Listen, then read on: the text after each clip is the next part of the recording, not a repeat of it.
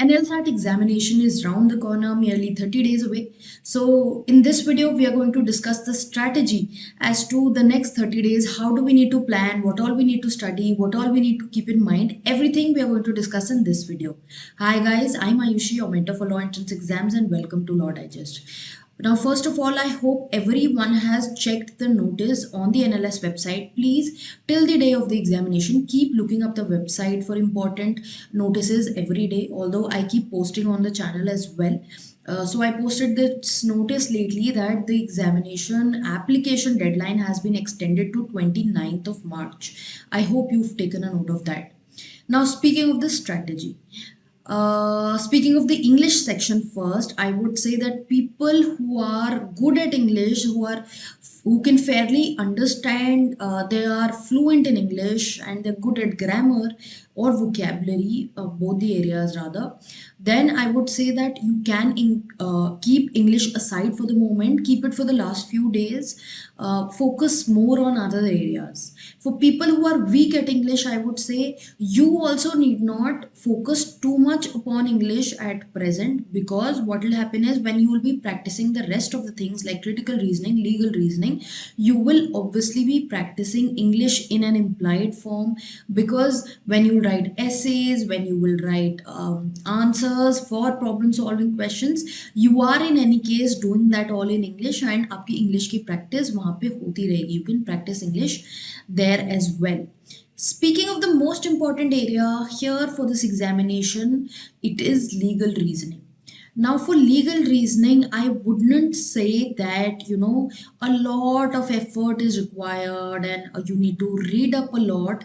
No, what I would say is that the key to this examination is understanding the approach. For legal reasoning, you need to understand, be it part A, be it part B. You need to understand the approach of solving these questions.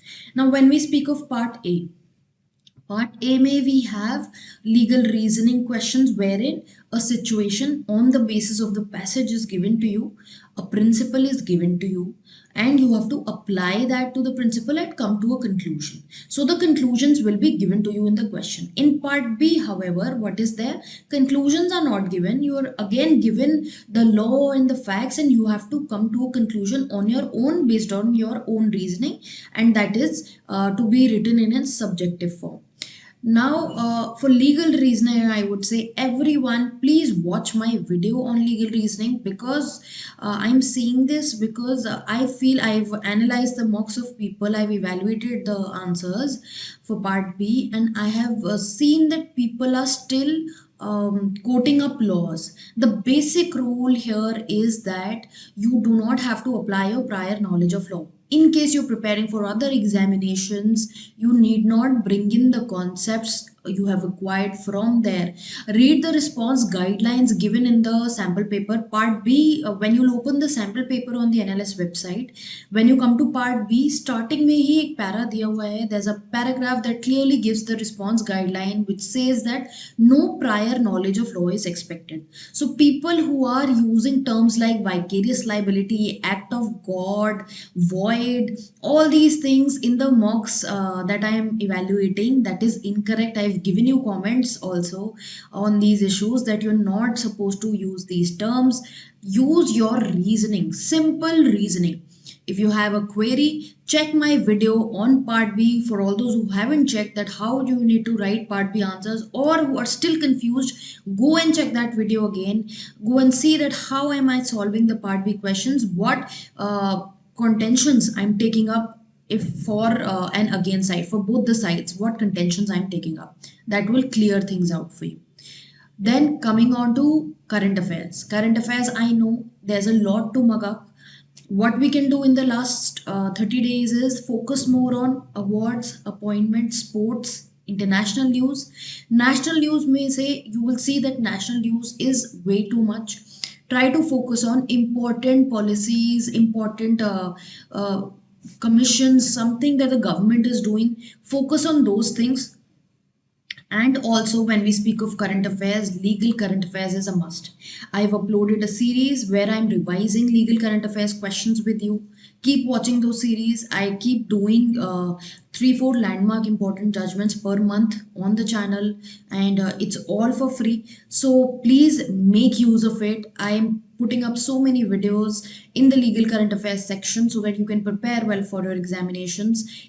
In case you're not enrolled for the modules, take help of those. Even for current affairs, I'm posting videos, take help of those. Although I would say that sometimes people ask that are these videos sufficient? I would say that what I try to cover is I try to cover the most important things. They are obviously not sufficient. You need to prepare current affairs from your end. Those who are enrolled for the NLSAT module, access is given to you for everything. There are people who have been calling up and asking for breaking the module into either part A or part B or into current affairs. So I would say that is not really possible. I will see what part I can break up, but the module is as a whole only, and it will obviously help you as a whole. However, in case you're looking for current affairs and legal current affairs, for that part I would say that we have individual modules for that. You can go and check those. In case you're having a problem with current affairs and you would not want to enroll for a paid module, then you can check the website GK Today, solve questions from there. You'll have a fair idea as to what are the important topics. Speaking of important topics, essays is something that will fetch you good marks. 15 marks का आपका essay है. So be well prepared with the essays. I'm evaluating mocks, and I see the kind of writing that people are doing is very random. There are a few essays that are good. However, there are some essays that are very random in the approach. In the module, I've clearly given you essay guidelines, even if you're not enrolled. In the video that I've put up for essay on YouTube, I've told you the guidelines, as well as I've solved an essay with you online. So you can see that how am I going about it. If in the mock there is an essay on secularism or section 377 that I've given you, then first you need to explain what section 377 is, what are the effects of it, what are the problems that are coming up, and then move towards the conclusion by giving a way forward. So that is how it has to be coherent. Again, go to the sample paper, read the response guidelines, read what are they looking in the essays. They're going to be checking your coherence, not just facts. So it does not matter कि आप कितना content दे रहे हो. Obviously थोड़ा marks उसका भी है. There are marks for your content. However, coherence is very important. It has to be a free flowing essay. Random आप do not pick up topics randomly and give.